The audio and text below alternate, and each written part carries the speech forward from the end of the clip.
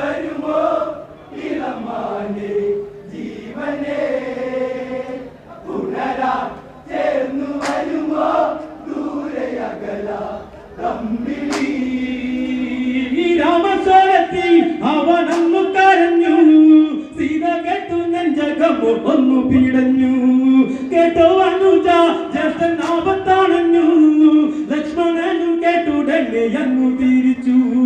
വരവായി കാട്ടിൽ അവിടെ ലങ്കവാഴും